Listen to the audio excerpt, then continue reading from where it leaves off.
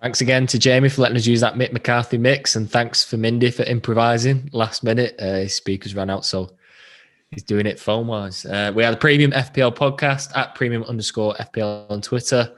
For those not already following us, please do for some injury updates, some top memes, and both of us soon to do forfeits. I'm Callum, one half of the podcast, and I'm joined by the music extraordinaire himself, Mindy. How's it going? Are you sure you read the intro right? I feel like you've read the cue wrong there. There's something else written.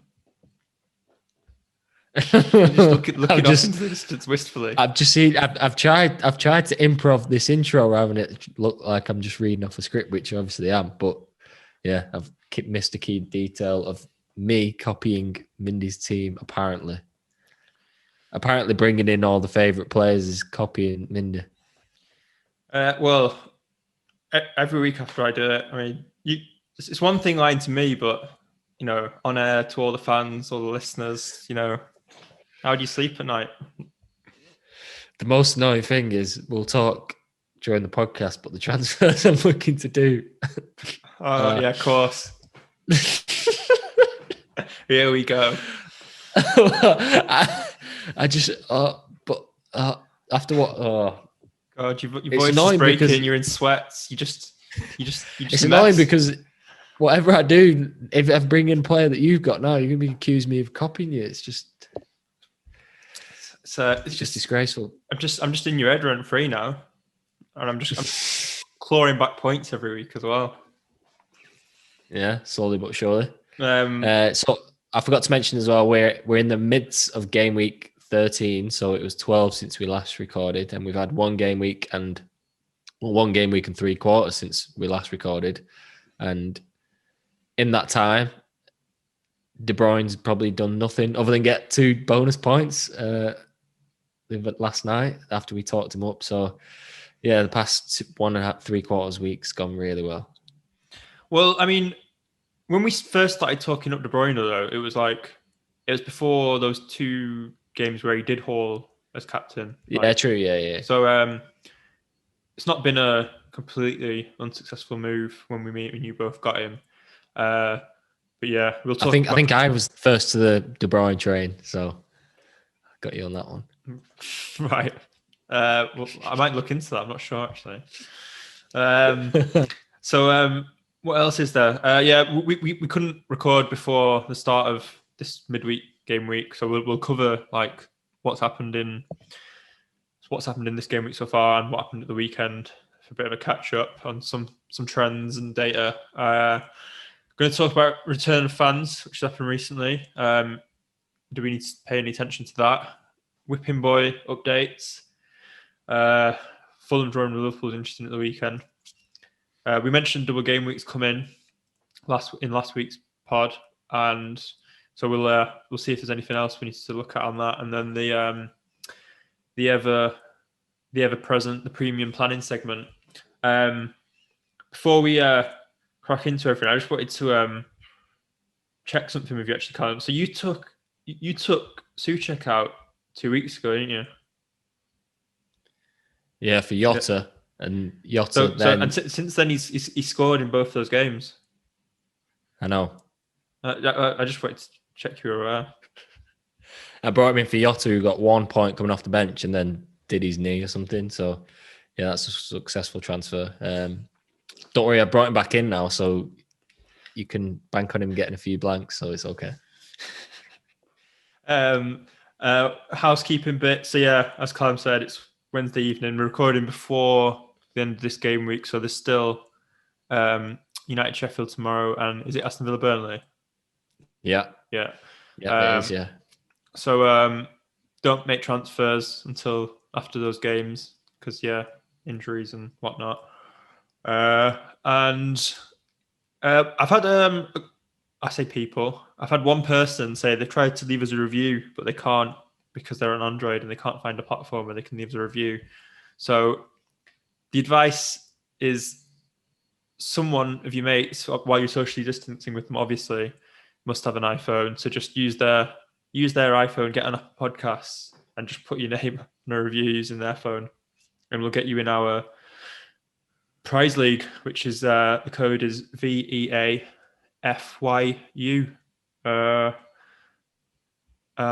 That's it, isn't it, for intro stuff?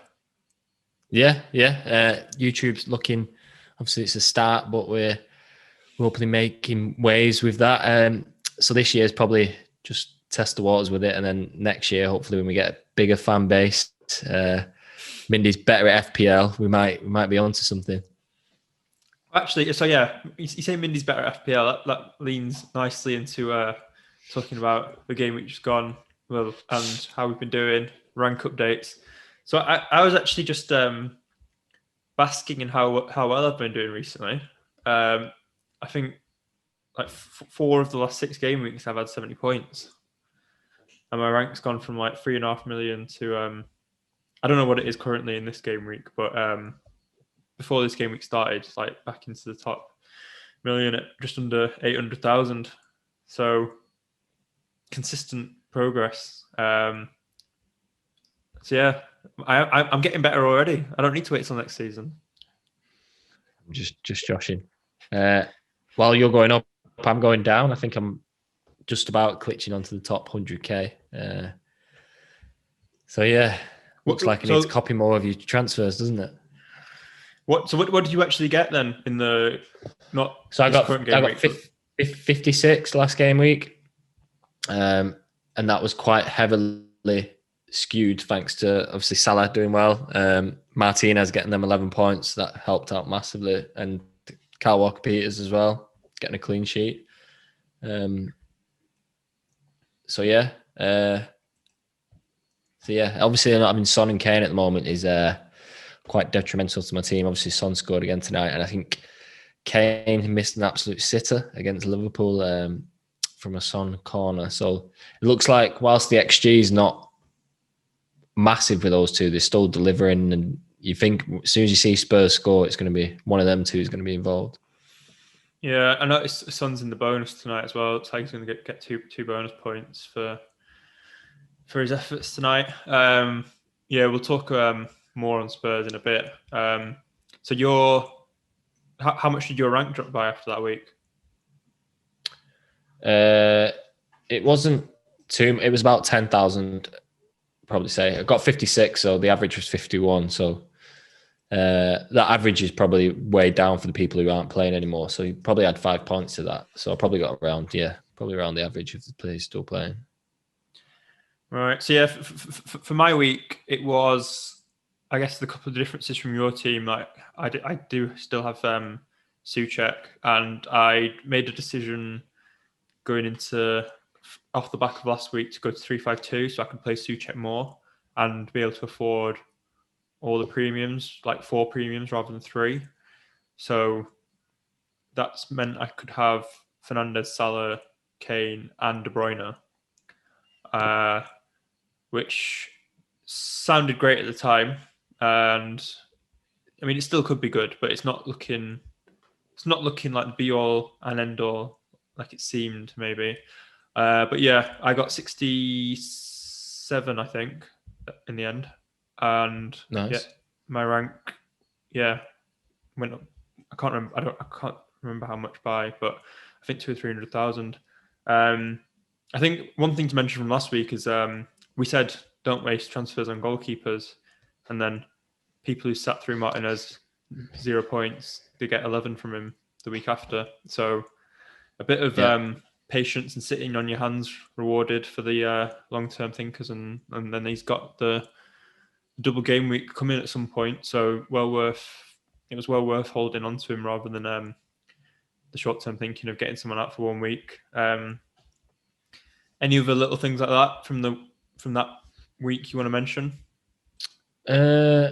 From that game week, obviously, because so much has happened since that game week, it's quite hard to cast the mind back. While you're thinking, I'll mention Salah. It was a massive clamour to get him in for the people who took him out when he got COVID, wasn't it? And he ended up being a bit lucky getting a return, because that penalty took was awful and Liverpool were awful. And Fulham turned up in the first 30, 40 minutes and were just seemingly cutting through regularly, which was interesting to watch. And yeah, I don't know. He did look sharper tonight, Salah. He had quite a few shots tonight against Spurs. So I think that was maybe a blip from Liverpool, tiredness and that sort of thing that can happen at this point in the season when there's games coming thick and fast. Don't know if you had any thoughts on that. Yeah, with Salah, that's what he can do though. Like that's why you pay the price. You can have 89 minutes of nothingness, and you can kind of get your points out of anywhere. So I think you are getting that kind of, what's the word? You can get that on your side with Salah more so than the other players. It only takes him a minute. Obviously, that's a penalty, but yeah, I think that'll happen more often than not compared to the other players. The other thing that I wanted to point out was obviously Chelsea were emerging as like the best defensive team, and I've got James and Chilwell, and the two games recently suggested that it might be otherwise. So that's quite, just when you think you've kind of sussed it with the defence, with City as well, conceding against West Brom, they kind of concede. So maybe the defences still aren't firing. That's probably one to keep an eye on over Christmas. I know obviously Liverpool and Spurs conceded tonight. So yeah. Yeah, I think, well, we'll save team trends and stuff for the next bit, for one of the later segments. But yeah, it's basically, it's hard to follow trends this season. They seem to come and go whenever they please, rather than last for any reasonable amount of time. So the first thing on the agenda this week, we wanted to talk about the return of fans. So on a previous podcast, I think quite early doors in the season, someone asked us about whether home and away mattered anymore with there being no fans, and there has been a trend of the home advantage not meaning as much, and away teams having higher win percentages compared to normal. But then the weekend just gone, even though it's only like, I think, is it 3,000 or 4,000 that can get in? A lot of the players in their like post-match press conferences and stuff, and even the managers were saying that it just did make a difference. Like that little bit of crowd can.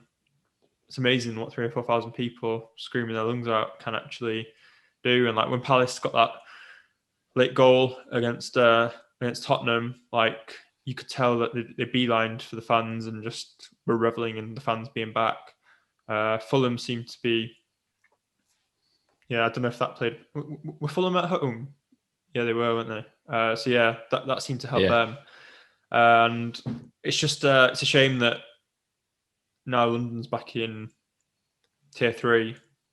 Some of those teams won't get to keep that benefit of having their fans back. But I think you figured out there's 4 teams that still might have fans. Yeah, so going off the current tiers that were proposed this week, obviously it might change tomorrow, but the 4 teams will be Southampton, Brighton, Liverpool and Everton. So you'd think that they're at an advantage. And well, Everton had a lovely win against Chelsea at the weekend and they've backed that up with Leicester. So obviously it pays there. And Liverpool with a big win tonight against Spurs. And as you were saying about players running off, Bobby Firmino scored at one and ran on the other side to the Kop. So they're obviously loving having the fans back. So it will be interesting to see how that kind of trend, whether it helps, because it's teams that are at one end with Brighton fighting for the lives relegation. So it can have a big impact there. And then obviously Liverpool going for the title. So yeah, it will be interesting. And whether them tiers do change, because I know there was talk of Manchester potentially coming into tier 2. So whether City United have the fans back. So yeah, it's one to keep an eye on and maybe adjust your squads accordingly if you've got a kind home fixture, or that could have tipped. If say you've got a 50-50 player or a captaincy choice, that might be the tipping point now, whether the fans are there, possibly. Yeah, exactly. And home and away stuff, like there are sometimes trends on that to take note of, like for example, Bruno's points when he's playing away. Like there's enough of a sample size to show that it does seem to favour him away from home. So it isn't something just to disregard, definitely. But yeah, it's one to keep an eye on, is it? Keep an eye on it, and yeah, if you're thinking of captaining someone who's playing away, but you've noticed that the other team now have fans back and whatever, it might just be something to think about in those sort of 50-50 calls, as you say. Next segment, that was a quick one. Data trends, and we in the intro we mentioned trends not lasting. So there's been a number of times this season where you think you found something which is going to continue and it just doesn't. So like the number of goals at the beginning, we thought it was going to be like the highest scoring season ever and all that, and then it did sort of level off, and we thought Liverpool might be sort of settling into having a decent defence without Van Dijk, and then Fulham seemed to be able to rip them apart. But then they looked quite solid again today for most of the game. And then your thing about Chelsea, just touch on that. So I was reading the stat earlier today that Chelsea haven't beat a team in the current top 10. So 2 weeks ago, obviously quite big with like the big chances that they conceded. I think they were top of like least of every chart and every stat. And since then they've lost 2 in 2. Whether I've got the double up at the moment, so whether that, like you say, trends come and go, whether get on the next hot thing, there isn't like the consistent trends this year. The only one is that Son and Kane keep scoring, I'd say. Yeah, maybe.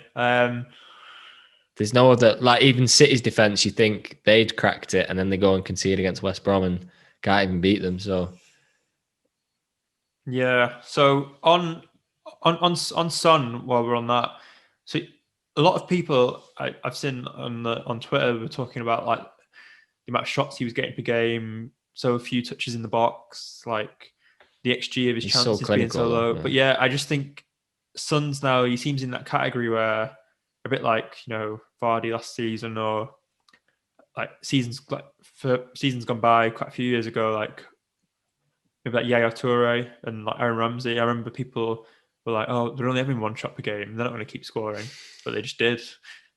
So sometimes it pays to actually just factor in the player's capability. Like Son's obviously just an amazing finisher at the moment, and he just, when he's through, like wherever he's running at pace on the break, it doesn't seem to bother him. Like his chance, he just looks like he's going to score. That chance tonight of, like you say, running at pace, he's probably the best in the league at doing that, like running at full pelt and finishing. Like to compare him to Sterling or something like that, it's just, it's light and day, I think. Yeah, so I think like obviously XG and looking at how many shots in the box and stuff a player is getting, it is useful overall, but I think it's not good to just use those things as like a blanket thing and not pay any attention to the actual individual players and watching the games and using a bit of the eye test. Eye test, yeah. So I'd probably say that he's just a massive XG buster, I think now, Son. Yeah, I'd favour the eye test for like individual players and obviously individual brilliance, but I'd still, defence wise, I think the stats metric is still the best way, like over the course of the season. But yeah, like you say, class players like Son are always going to defy metrics. So one thing I did pick out, just I picked out, I saw it on Twitter before we started. So there's someone who they're part of another podcast called FPL Wire. I think his username's Big Man Backer. I hope I got that right. But yeah, he's done some research into City's attacking numbers this season compared to the previous seasons under Pep. And essentially, the big chances and the shots inside the box numbers that City have got after this many games this season is the lowest they've had out of all the 4 seasons that Pep's been in the Premier League. Right, even the first one wasn't great. Yeah, that first one in 17, was that 17-18? Yeah. So he had, according to Big Man Backer's numbers, he had 54 they had 54 big chances by that point that season and 135 shots inside the box. And this season so far, it's been 31 big chances and 122 shots inside the box. So it is quite a big drop off. And I know it's just on the commentary yesterday. Like even McManaman, who's not the most insightful, was saying, "Isn't it weird how like a lot of City's best chances in the game yesterday were crosses into the box and like Gundogan getting his head on things, rather than they're not the sort of chances that usually City create. It used to be like getting to the byline and cutbacks and simple tap-ins from the 6-yard box, whereas the chances are they're there, but they're just not as good. And I don't know, like as a City fan, I don't know what your thoughts are on that. Yeah, I think last year's scarred Pep a bit, especially in the Champions League, how easy we were conceding goals, and he's almost gone the other way, and he's almost obsessed with the clean sheets. And if we do concede a goal, it's quite difficult to turn around. Against West Brom last night, he played double pivot with Gundogan and Rodri, and you imagine that in our title-winning season, or this 2 seasons to score 100 goals, it just wasn't going to happen. You kind of had Fernandinho in there, and then all his attacking players, and just thought, right, we're going to beat him no matter what. And invariably, it was 5-6-0. I think even the game against Burnley, he had most of the attacking players there. So to play against West Brom with a double pivot, I've just thought that was quite a negative way to approach things, and you wouldn't have saw Pep doing that in the years prior. I don't think. I think last year's scarred him a bit, and I think until he has the attacking players he wants again, obviously we lost quite a few key ones. Maybe I don't know whether we might get goals in some games like 4 or 5, but I just can't see them being scored over a consistent basis again. Yeah, I think it's just reminded me when we were talking about like things to pick out from the weeks just gone. We completely passed over the 0-0 United City, but maybe that's the best. It was such a wank game. It was like walking football at times, wasn't it? Yeah. Like I say, with the new approach Pep's taking, he was seeing that as a good result. And in the season where we were in the league, he was going there to win, and we got quite a few good results there. So I think the team's just not clicking at the moment, and he's overthinking it, which he normally say for the Champions League, but now he's seeming to do it in the Premier League as well. So yeah, a trend that I'd be interested to actually monitor that and see what actually happens, because the way that trends are happening this season, from next week, City will just start rifling in goals and all the metrics will be back up. But yeah, I think there's enough of a sample size with what that tweet from Big Man Backer shows, that there is something that's not the same. And yeah, the double pivot and the forward players not being quite as sharp and attacking the same positions as in previous seasons probably is why the numbers have dropped off. So yeah, it'll be something maybe we talk about when we get into the premium planning segment and what we're doing with all the expensive boys. But it's given me some food for thought, that. Yeah, I think the game against West Brom last night was probably the biggest game I've recognised missing David Silva in there. Like, Kevin was the only creative outlet, and I think games like that where it's going to be tough 0-0, I think we're really going to struggle because we're just not going to get past that defensive block. But it'll be interesting to see how the season plays out. Yeah, and one other thing I just wanted to mention, it's not really a data trend as such, but I just think maybe, who would you say is the most consistent team of the season so far? Putting you on the spot, but obviously Tottenham have been, but like not the obvious pick. Is it in terms of like playing well every week? I'd probably say it's easy to say because they're the top, but Southampton. Yeah, I think Southampton or West Ham for me. And West Ham are an interesting one because they will have. They're one of the ones with a double coming up, aren't they? Yeah, even they drew tonight 1-1 at home to Palace. But I think in all the big games they've been in, they've played well. Like they came back against Tottenham it was 3-3 that game, and where let me just quickly check the table. But like Kufal is someone we've mentioned, or Sufal, someone we've mentioned in the past. Like he's 4.6 still, I think. He got an assist tonight, and assist tonight. Yeah, he's going to be in the bonus again.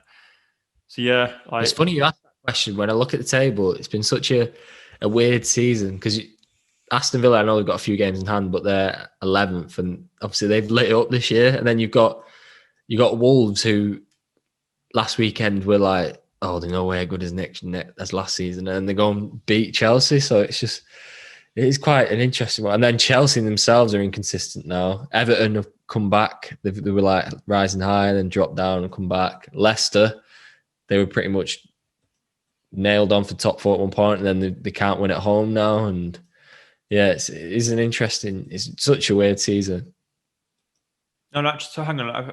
I gave out some false info there. I don't think West Ham do have a double, do they? It's Aston Villa, Burnley, City, United.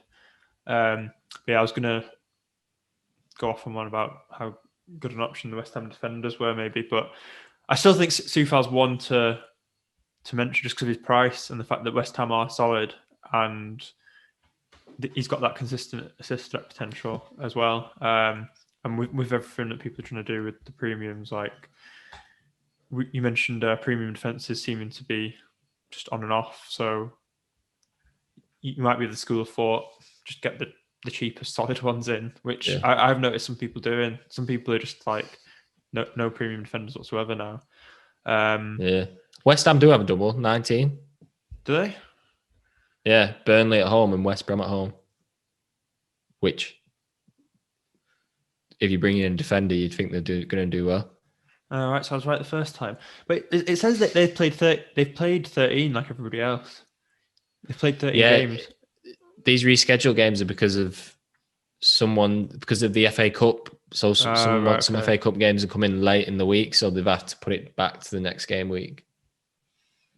So right, okay. Well, we'll talk more about this when we get to the double game week bit then. So this double isn't the one with Villa and City and United. That comes later. Right.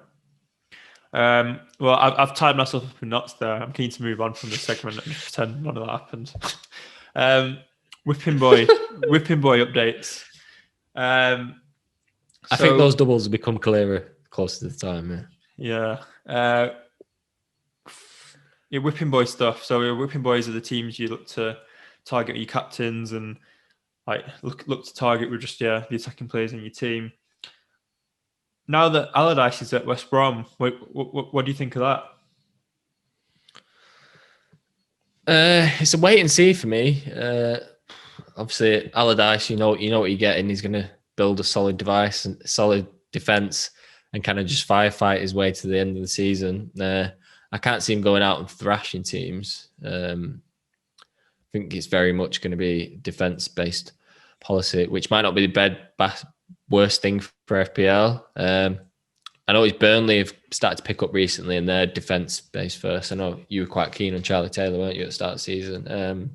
I still think Charlie Taylor's a good option because 4.4. Yeah, as you say, Burnley seem to have, now that Ben Mee's back in the team, they seem to be defending like solid. Like, apart from that City game, they've been quite consistent in being organised again. And yeah, so Burnley are one of the ones with the double come in from the game missing at the start of the season. So he's good. When you look at the Premier League, yeah, definitely. And when you look at the Premier League and you look at teams that are defence first, it must be getting lower and lower each season. Kind of those teams are tending to go down. You obviously look at Palace, Wolves, but even they're not looking the same this year.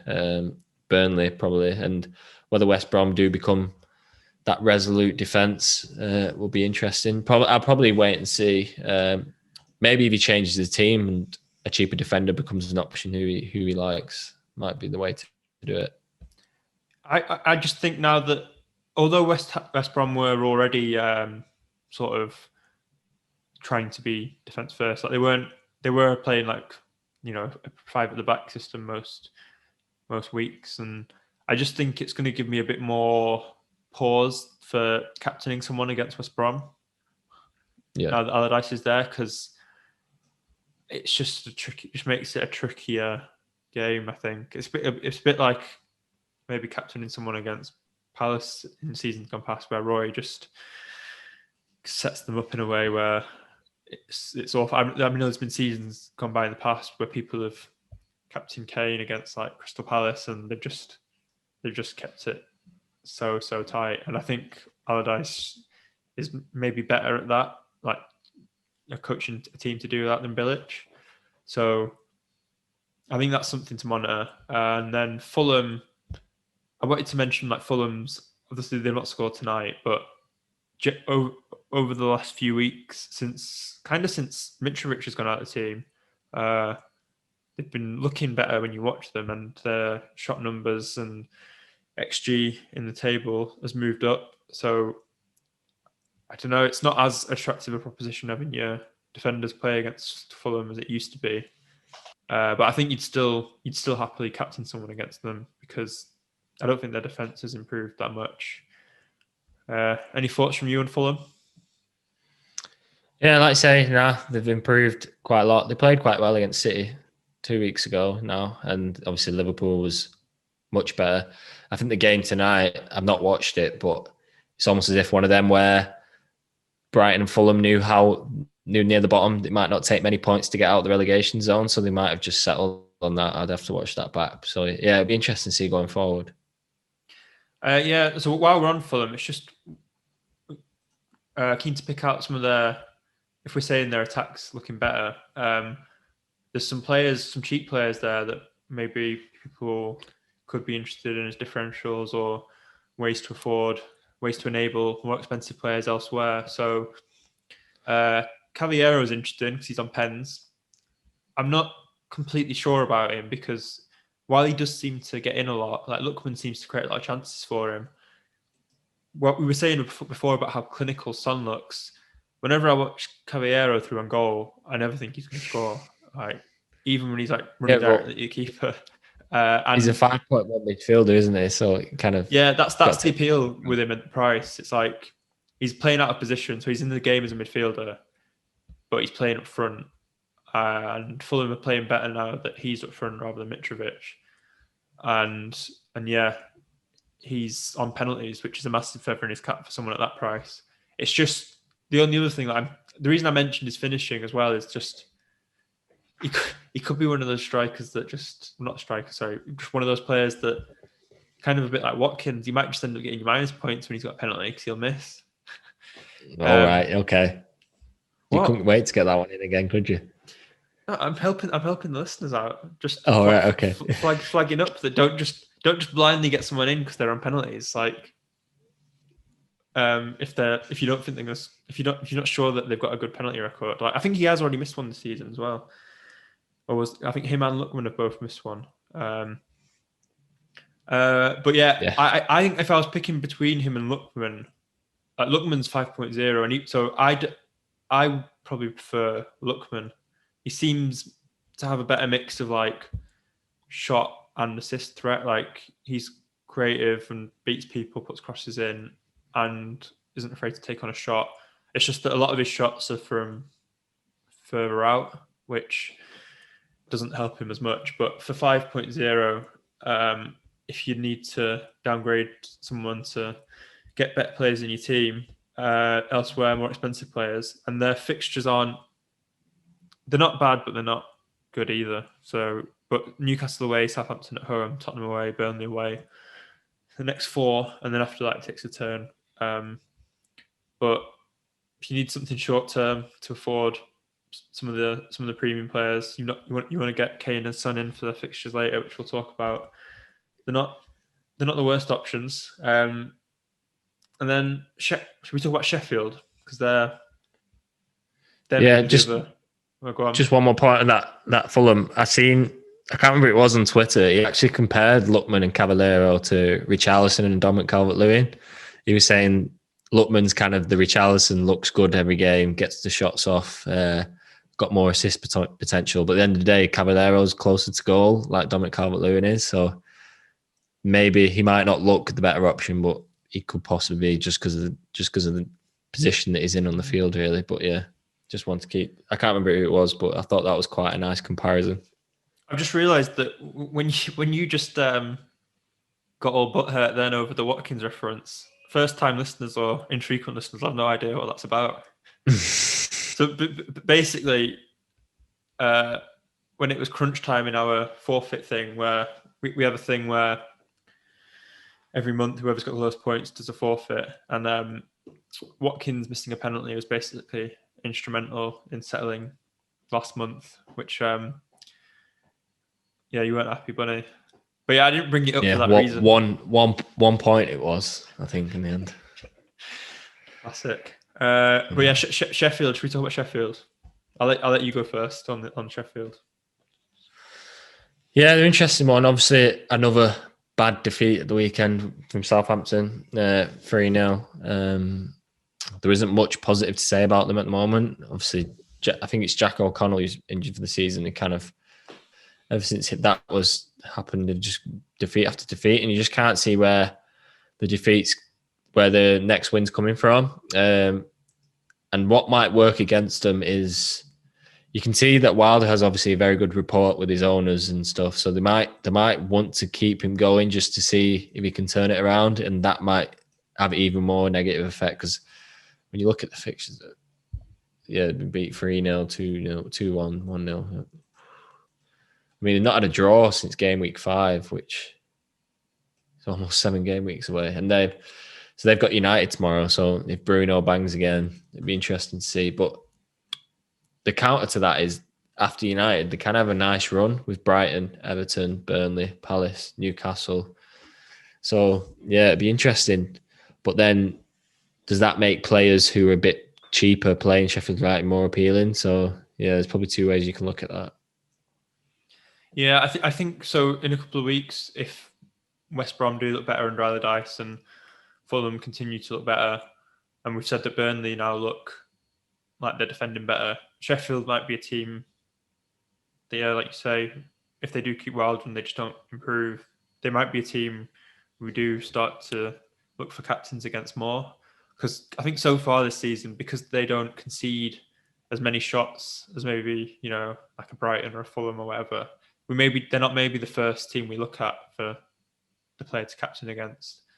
But that's... And it gets to a point where they might get cut so far adrift that they might give Wilder the next season the championship. Yeah, because I think interesting. They might do but like Burnley did that with Dyche, didn't they? They were like happy with him, and then they went down one season and then just came straight back up and were better prepared for the next time they were in the Prem. So they might look at that. Definitely. They might look at that model. And Norwich are obviously doing that now with Daniel Farke. So we touched on a lot of the teams at the bottom there, and just for my own enjoyment, I just want to mention our Arsenal whipping boy. They're not doing well, are they? And managed to get a draw tonight, but a player sent off again 2 weeks in a row. It's not. Yeah, it's not great. I think the only thing that stops them maybe being a whipping boy is that they just don't. They're not winning and they're not playing well, but they're not conceding many. So they're not really top of the bill for a player you want to captain against. But when you see Arsenal like in your players' next few fixtures now, like I don't think you think, oh, that's a hard game, like the fixture difficulty rating says on the Fantasy Premier League website. So yeah, they've got like a false thing from their previous like legacy as a top 6 club. I don't think they're playing or have the confidence of the top 6 club. Well, obviously they don't at the moment.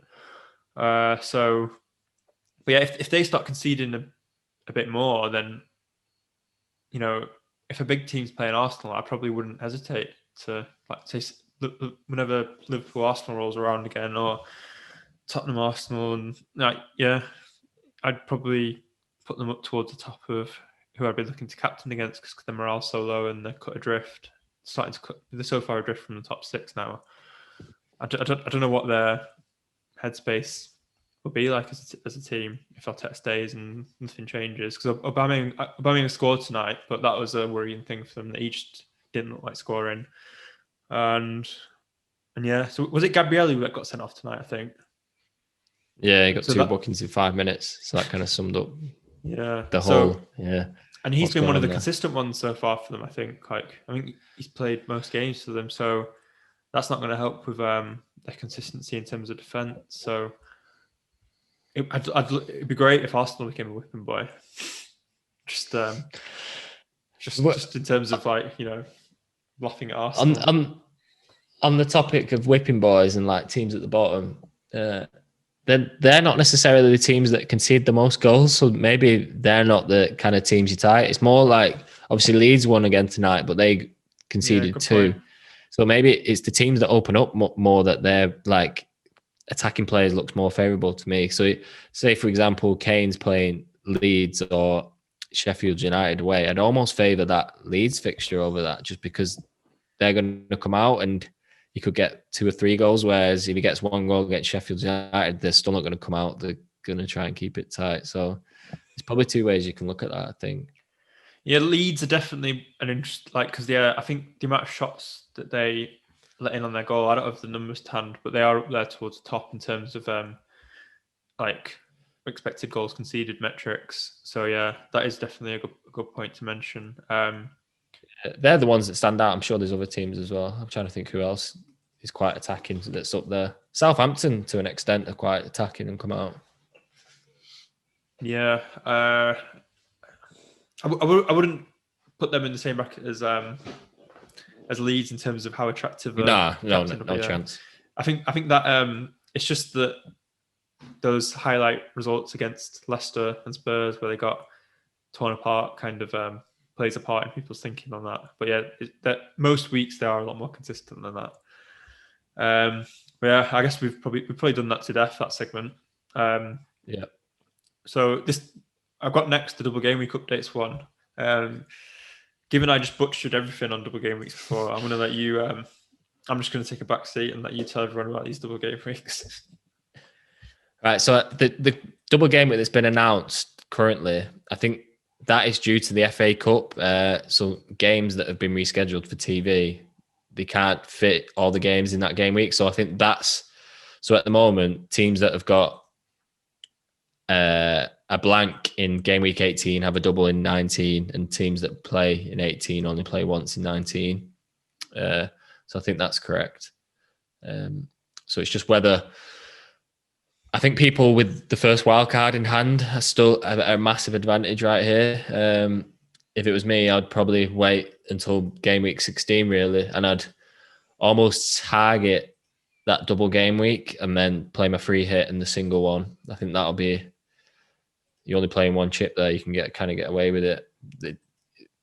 Whether what people are going to do without that wild card, there's probably so many ways you can do it. Well, yeah, look, as we said last week, you want to be keeping your free hit and all that as well, because you'll need those. Yeah, but I think just for the nature, there's only 5 games, so there might not be a better opportunity to play it depending on how your squad looks. Because if your squad looks good for the double after, you kind of don't want to make too many wholesale changes. So I think that kind of makes this season more exciting because everyone's not playing the chips at the same time and stuff.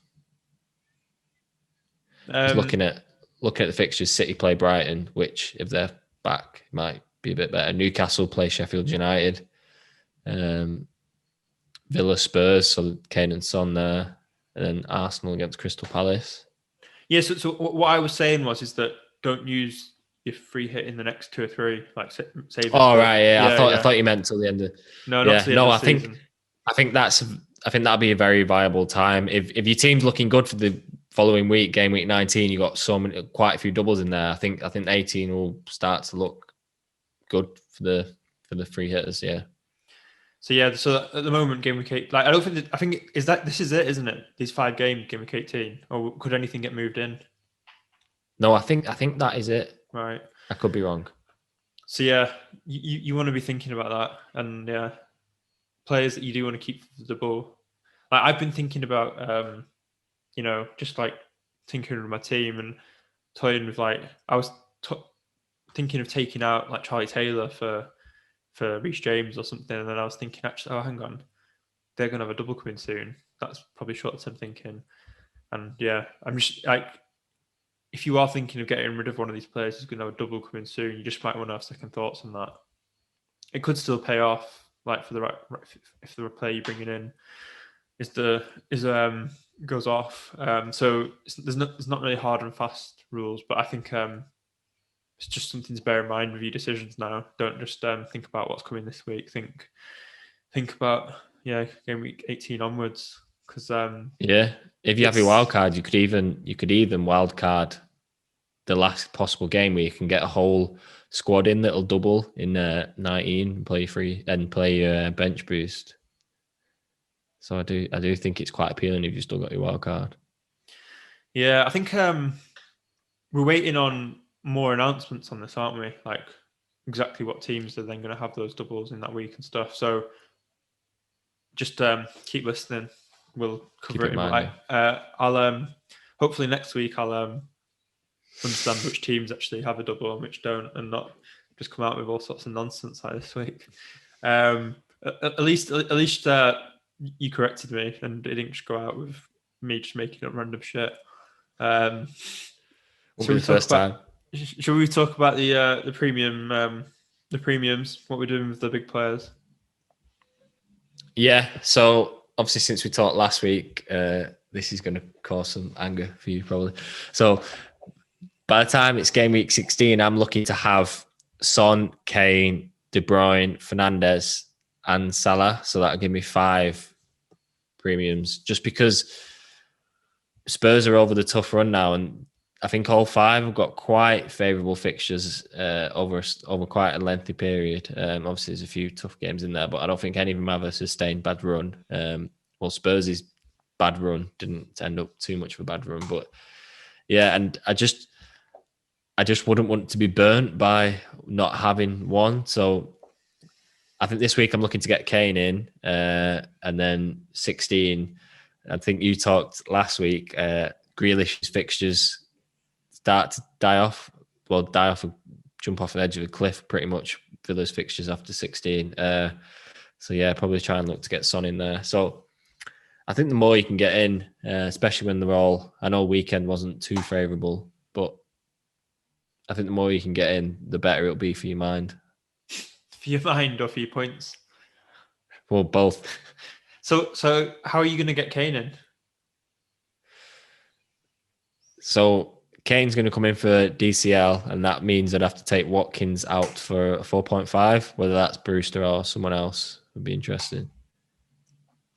So yeah, so I took out Calvert-Lewin as part of my thing for getting Salah in the other week. So I did Calvert-Lewin to Brewster, and then I did Jota to Salah, which kind of worked out good for me in the sense that Jota was had a long-term injury, but Calvert-Lewin's he's just so consistent. Like, there's 2 game weeks of the season so far where he's not returned points.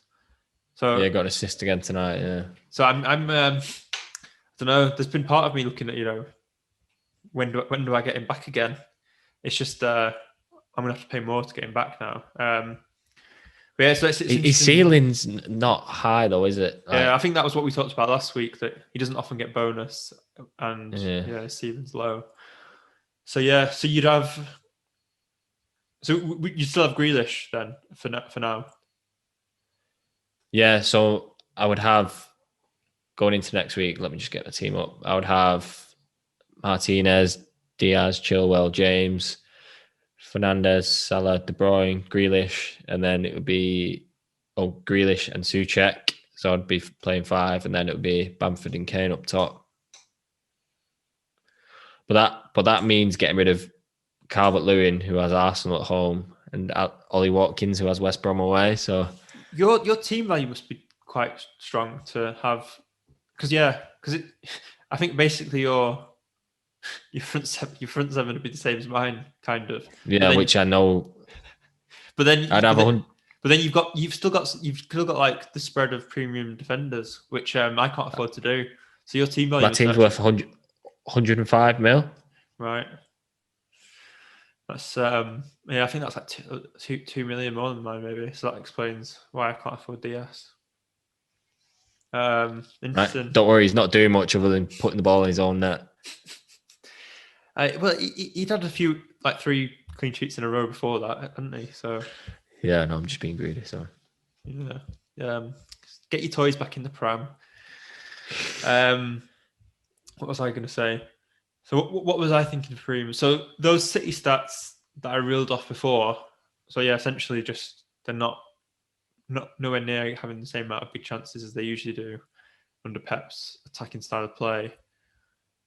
Because my team Bruyne's value still there though, isn't he? Sorry. he is he got still 2 bonus last night. He's still at the hub of it all, which. But right, so he is still at the hub of it. But are you going to captain him in any of the next 4? Because I'm not. Newcastle at home, possibly 15. But Salah's got West Brom at home that week. Right. So you're getting De Bruyne. You're getting Son back. Well, it's just something I'm thinking about. Those, as I said, those numbers give me food for thought, and I can't really afford to keep. There isn't really an effective way for me to get Son in without otherwise losing Grealish. So I don't want to lose Salah. I don't want to lose Fernandes. And I can't just downgrade Chilwell to a cheap defender and get Son that way. So it would have to be, it has to be. I have to lose De Bruyne or Grealish basically. And I was saying before to think twice about taking out players who are going to have a double game week. So I'm not sure how keen I am to get rid of Grealish because he's been decent for his price this season, hasn't he? And if he's got a double game week come in and it's reasonable fixtures, I just wonder if I'd regret taking him out. Yeah, so he'll have 2 at some point. They're not been rescheduled yet. So I mean, I hope those getting out soon because that would affect my thinking a lot. But I don't think I am going to captain De Bruyne over the next 4. And then the next one is game week 18. They have a good fixture, Brighton at home. So maybe I lose him for a few weeks and then get him back a bit later. But it's just one to mention because there'll be a lot of people who don't have your team value who can't afford to have all of them in. And I think in terms of we talk about ranking them in this segment and looking at which ones you need to keep for captaincy options. I think De Bruyne is probably towards the bottom of that pile now because Fernandes has got Leeds coming soon, game week 14, and you just flagged up how good Leeds are for a team to be playing for a captain against. So I don't want to lose Fernandes, I don't want to lose Salah, and Kane I'm obviously keeping because their hard fixture run's coming to an end. So if I was going to lose one of the 4 I've got, it would be De Bruyne. Right, interesting. So at the moment, I'm going to do them changes 14 this week, which Kane and Brewster and for Calvert-Lewin and Watkins, and then 16 I'd miss out 15, and 16 I'd take out Grealish and Chilwell for Son and a non-playing defender, or hopefully a 3.9 kind of emerges, but I don't think they will. Whether Ferguson's back, but that would leave me as Brewster as my bench. So does taking out Grealish just before he's going to have a double not bother you at all? Yeah, I just don't know when them doubles are yet. Maybe by 16 we'll know, which might help. Yeah. It's something that's maybe clouded my thinking in previous seasons where you just kind of get obsessed with having loads of players who've got doubles and all that, and it doesn't always pay off because especially at a congested time of the season, the players, even though Grealish is a 90-minute man, in doubles when there's games in such quick succession, 2 games in 1 week, managers do tend to limit minutes more. So you're not really getting a full double. You're maybe getting a 1.5 or however you want to call it. So I need to weigh that up in my mind. But and one of doubles Grealish is against City. Well, right. That might be a good thing in the current predicament, but yeah. So do you also not mind on the flip side with De Bruyne? He's 11.6, 11.7 million. You don't mind having him sitting there and you're not going to captain him at all?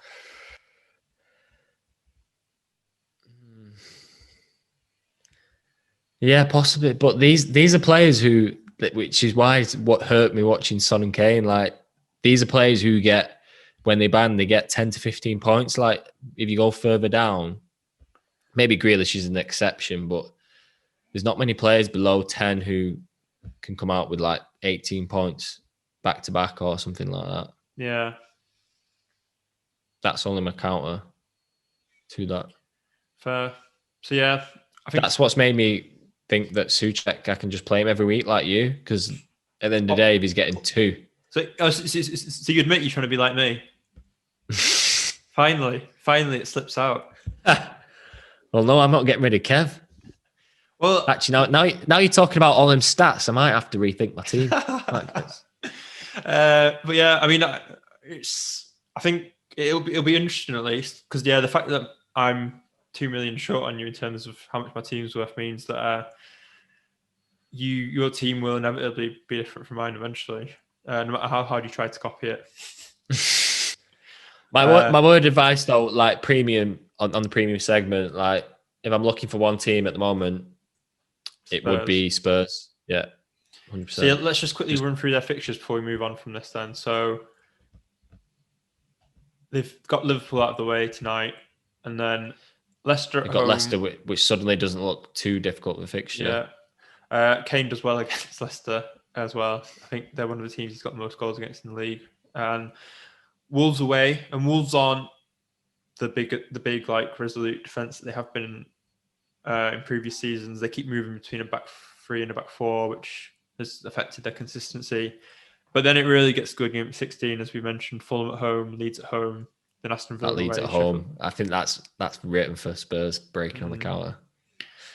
So yeah, I wonder if some people, because like you say, Leicester and Wolves, they're not like on paper they're hard, but for Tottenham and the way they play, just sitting back and countering, and Leicester have been chipping. I wonder if people who move early for them rather than waiting for 16 will maybe gain a bit of ground. But I think you've definitely got to have one now. I could be wrong and be blank, but I was happy to go without for that tough period, and I think I got done in 2 matches out of 5, like properly done. I know Son scored again tonight, but I think I'd take that, and I have gone up over that period, like over a 5-week period.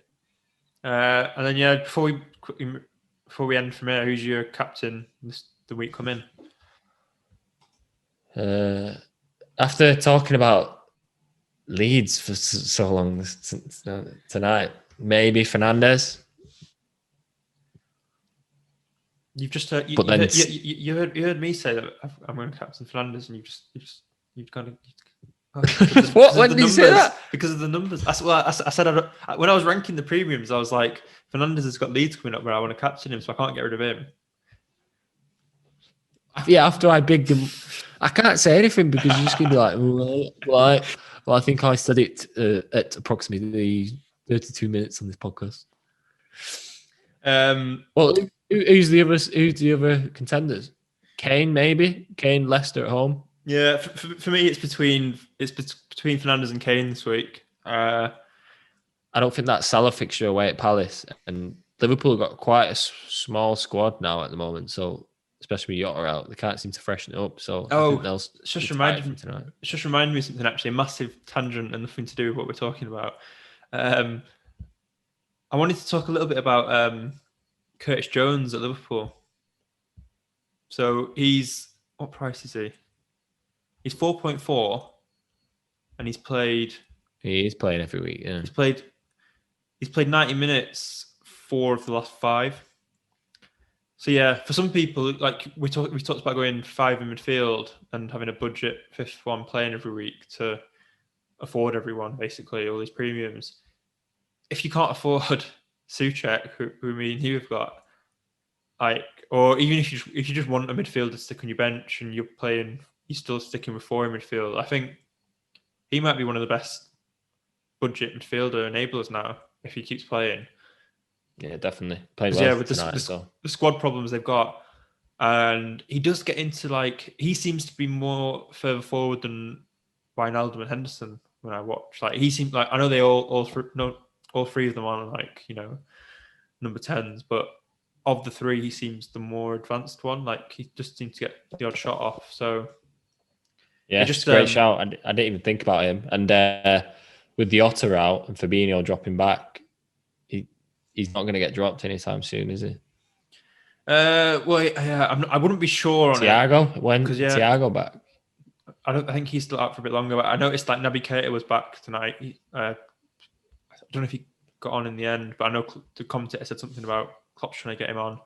So I don't know whether he'd rotate a little bit with Naby Keita maybe. But yeah, I just think for people who just maybe want someone to pad out the bench at 4.4, playing for Liverpool, getting reasonable minutes recently is one to think about. But anyway, let's get back to the program.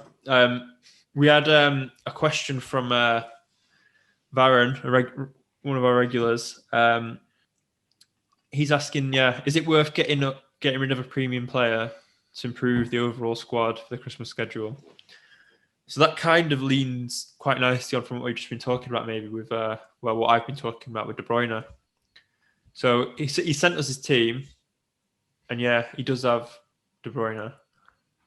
So what I'd say is, if you're like me and you're not thinking of captaining him in the next 4, of the premiums he's got, like he's got Fernandes and Salah as well, he would be the one to go, I think, if you're trying to afford. Like, I think he does want a Spurs player in soon. So if your only way is to get rid of De Bruyne, I wouldn't feel too bad about that, I don't think.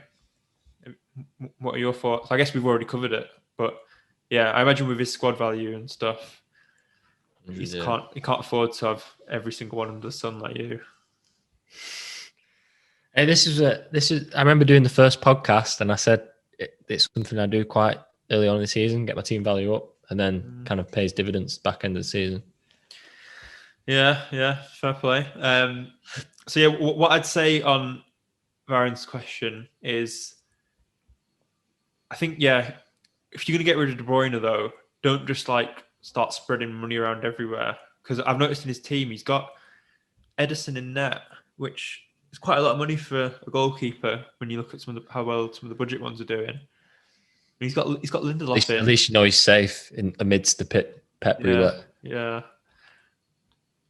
I think don't spread money through your team so much that like you've got expensive players on your bench. Like we spoke about that in previous weeks, didn't we? Where it's just annoying sometimes. Then you just end up with like, because we've talked about there not being consistent trends.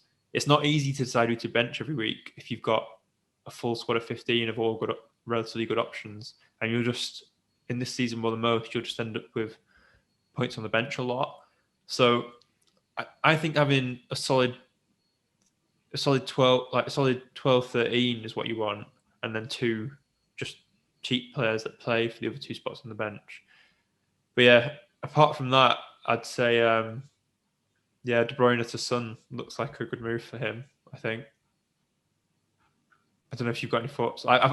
I put the screenshot of his team a bit below in the doc, so you can see it. I don't know if you had anything you wanted to add. Yeah, no, I've seen it. I've seen it through the league that we're in. Sorry, I'm just looking. I was looking if I could get Kane and Son in this weekend. We're doing the list of the questions. Like, we're supposed to be engaging with like the people talking to. You're just swanning off, like thinking about your own team, you selfish bastard. Well, I didn't want to interrupt your expert advice. I've spoken about De Bruyne. I still think he's at the hub of everything City do, and these trends of City is quite a season trend now. Though obviously they had a bit of a break where Burnley, where everyone was like, "Oh, the back." But maybe that is as close to a season trend as you're going to get. That City aren't scoring as many goals. So yeah, I'd probably agree. Out of Salah, Fernandes, and De Bruyne, then yeah. And then his follow-up question was, is my team now wank after my wild card?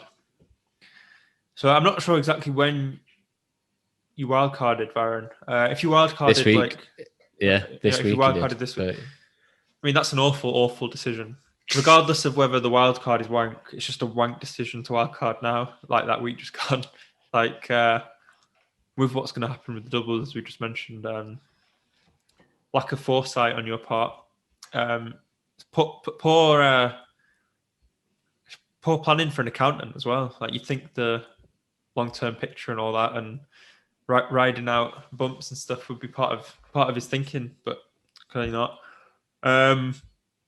I mean, it's not a wank though. He's got mostly all decent players. I mean, Lindelof stands out as someone who you wouldn't want, and I guess Stones is he didn't play last night, did he? He's maybe a threat, big rotation threat like Laporte, just sitting there. He looks fuming to be on the bench against. It was Ake last night. Yeah. So, I think I've seen people saying that Pep's going to keep the centre backs consistent and it'll just be the full backs that rotate, but it's just the whole defence seems to be rotating. So, I think what I'd recommend to sum up. I guess just what we said, try to get Spurs players in soon, and if I ain't got any Spurs players, then no matter how much firefighting I have to do with my team, I think they're Kane and Son are the first that I'd get in. Yeah. Just try and engineer that. And then one thing, like before we wrap up, something I know a lot of people have Walker Peters, and Southampton's next 4, they've got City and Liverpool in the next 4, and then in Game Week 18 they've got a blank. So I'm Walker Peters is someone who I'm looking to get out soon, I think. So that might also be something you want to look at, Baron. Because if you've got Stones who isn't sure about whether he's going to play, Lindelof, who I don't know why you've got Lindelof. Like having Walker Peters who's got a blank coming and got City and Liverpool in his next 4, maybe you'd want to look at that just to make sure you've got enough decent defenders. That's it really. It's not. I wouldn't say it's a wank wild card. It's not the best wild card I've ever seen though, and I think it's more just the timing of it, which isn't great. Especially with them double game weeks announced. I'd be holding on to it as long as I can if I'd still had it. I think that's it for this week. Unless anything else? Nah, I'm just off to make my transfers and make my team more like yours. Of course. That's another reason for me to get rid of De Bruyne. Like, hopefully your City bias just keeps him in there while City outperforming, and I can still have a slightly enjoyable team that's different to yours. The last thing I'll say before we wrap up, the forfeit plans are moving along nicely. The costume that Callum's going to be wearing has arrived. So keep an eye on the socials for that coming soon. This could be the time the podcast goes viral. Watching me throw up. That's it. Have a good game week. Should we just mention when's the deadline this week? Saturday, 11 o'clock. All right. So it's not one that's going to catch people out. Enjoy the rest of the game week. For people who've got Bruyne captain, especially. Good night from me. It's good night from me. All right. In a bit. Spoil that ending. In a bit.